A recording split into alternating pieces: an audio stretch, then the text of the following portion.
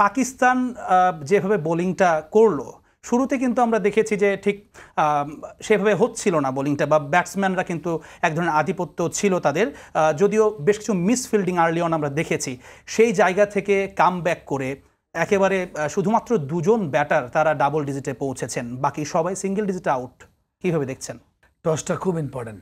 এই খেলার আগেই কিন্তু আমি মানে একটা শোতে গিয়েছিলাম বা পেপারে বলেছি যে টসটা খুব ইম্পর্টেন্ট, স্পেশালি পাকিস্তানের বেশি, কারণ ইন্ডিয়া চ্যাম্পিয়নের দাবিদার, ভালো ক্রিকেট খেলছে, প্রথম ম্যাচটা ভালো স্টার্ট করেছে, বাট পাকিস্তানের ওই জায়গাটা যেহেতু একদম একটা বড় আপসেট, আমেরিকার সাথে হেরে একদম এর আগের সিরিজগুলো ইংল্যান্ড সিরিজ সব কিছু মিলে তলানিতে ছিল, ওই জায়গার থেকে পাকিস্তানের আজকে একটা কাজ ছিল যে টস জেতা খুব ইম্পর্টেন্ট ছিল। তো ওইটাই হওয়াতে বড় প্লাস পয়েন্ট, ওটার পুরোপুরি অ্যাডভান্টেজ নিয়েছে টস জেতার। হয়তো স্টার্টটা তেমন ভালো করতে পারে না, যেহেতু আপনি জানেন যে উইকেটে হেল্প থ্রু দ্য মানে 20 ওভারেই ছিল, 120 বলে ছিল।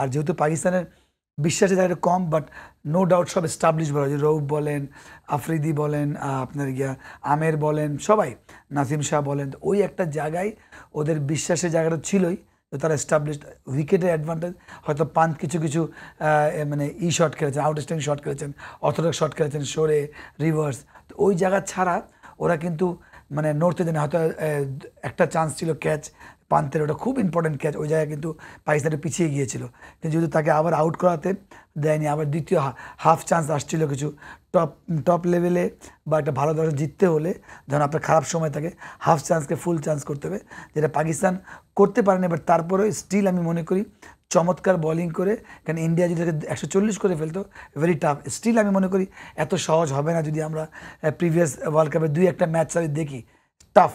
তো ওই একটা জায়গায় আমার মানে পাকিস্তানকে স্টার্টটা একদম মন্দ করে না, 1 উইকেট গিয়েছে, বাট তারপরেও আরেকটা পার্টনারশিপ দরকার 40-50 রানে। বেলিম ভাই, আমরা একটু স্কোর কার্ড যেটি আছে, যদিও এক ইনিংসের স্কোর কার্ড নিয়ে আমরা আসলে আলোচনা করতে পারবো, পাকিস্তান তো এখনো ব্যাটিং করছে। ভারতের স্কোর কার্ডটা যদি আমরা দেখি, আসলে আমাদের এখানে কিন্তু নিচে আরো অনেকগুলো ঘর দেয়া যায়, কিন্তু 3টির বেশি আসলে কেউ ডাবল ডিজিটে যায়নি। ঋষভ পান্ত 31 বলে 42 রানের ইনিংস খেলেছেন, অক্ষর প্যাটেল তিনি 18 বলে 20 রানের ইনিংস খেলেছেন, এবং রোহিত শর্মা তিনি 12 বলে 13 রানের ইনিংস খেলেছেন, এবং বিরাট কোহলি তার নামটা আমরা লিখতে পারিনি এখানে, তিনি কিন্তু প্রথম বলে 4, দ্বিতীয় বলে তিনি তার উইকেটটা নিয়ে এসেছেন।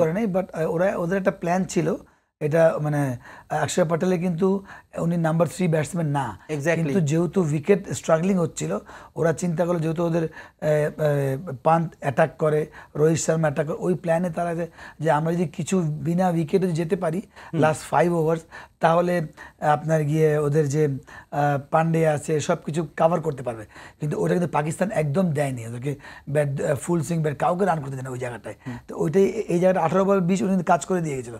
বাট ইন্ডিয়া আমি মনে করি ভালো ব্যাটিংও করে নাই, ফলোড বাই পাকিস্তানও চমৎকার বোলিং করেছে, মানে স্টার্টিংয়ে তো যেটা বললেন ভালো করে নাই, কিছু 50-50 চান্স ফিল্ডিংয়ে, বাট তাদের এফোর্ট ছিল। বাট তারপরেও এইগুলো চান্স 120 ঠিক আছে করেছে, আরও 10 রান কম হতো, যদি পান্তকে যদি আগে আউট করতো 15 রান কম হতো।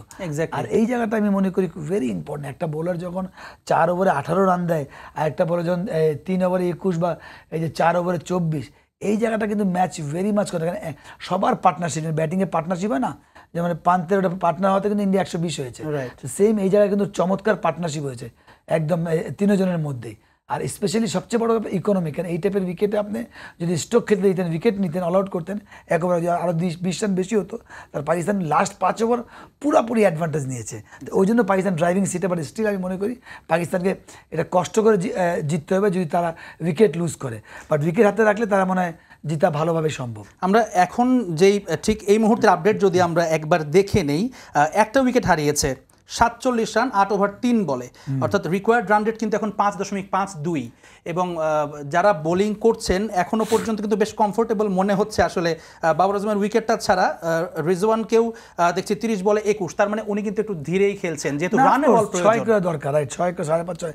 আপনি উইকেটে নতুন ব্যাটসম্যান আসলে এই টাইপের উইকেটে আমার বলি না ভূত দেখার মতো। আর স্পেশালি আমি মনে করি যত ক্লোজ লাস্টে যদি 4 ওভারে 30 হয় সম্ভব, বা 35 সম্ভব, উইকেট যাওয়া যাবে না, যেটা বাংলাদেশ ক্ষেত্রে কিন্তু আমরা খুব বিপদে পড়েছিলাম। এগেন্স্ট শ্রীলঙ্কা কিন্তু আমার খুব কমফোর্টেবল জোনে ছিল, আউট হওয়াতে পুরো সর্বনাশ হয়ে গিয়েছিল। তো ওই জায়গাটা আমরা সেম আজকে ওই টাইপের কিন্তু ম্যাচ, যদি ওটা বাংলাদেশ উইকেট লুজ করছে, পাকিস্তান উইকেট লুজ না করে তাহলে অসুবিধা হবে। উইকেট লুজ করলে কিন্তু এই টাইপের উইকেটে যে কোনো বোলার আইসা যে কোনো নতুন ব্যাটসম্যানকে কাবু করতে হবে। আপনি যদি 2-4টা ডট করেন 7 যাবেন, 8-9 যাওয়া মানে এই উইকেট খুব টাফ। শেষের দিকে ঠিক আছে, বাট স্ট্রাইক দিয়ে 8-9 নেওয়া খুব টাফ। পাকিস্তানের যে কামব্যাকটা গত ম্যাচের সঙ্গে, সেটা একটু খুব ছোট করে জানতে চাই। ভারতের আসলে কি ইউএসএর একেবারে নতুন দল সেই জায়গা থেকে এক ধরনের চাপ পেয়ে বসেছিল পাকিস্তানকে? আপনার কাছে আসলে কি মনে হয়েছে? ছোট দলের সঙ্গে স্পেশালি যে কোনো টপ দল আর নর্মাল দল যখন উইকেটে ঝামেলা থাকে তখন তো নর্মাল দল টাফ হয়ে যায়। আর পাকিস্তানের জন্য হারাটা কিন্তু নিউজ, যদি পাকিস্তান জিততো কোনো নিউজ না। কিন্তু আজকে যদি বাংলাদেশ সাউথ আফ্রিকা হারে এত বড় নিউজ না, কিন্তু হলের সাথে আমাদের নিউজ কিন্তু প্রেশার কিন্তু বাংলাদেশকে নিতে হবে। এই জন্য সাউথ আফ্রিকাতে আমি চাই যে বাংলাদেশ টসে জিতে অনেক ভালো সম্ভাবনা, কারণ সরি ওই কথায় আমি চলে আসলাম। তো ওই একটা মনে হয় পাকিস্তান অবশ্যই আজকের যে ম্যাচে এটা যে চাপ আউটস্ট্যান্ডিং এগেইনস্ট ইন্ডিয়া, ওরা আজকে হারলে আউট।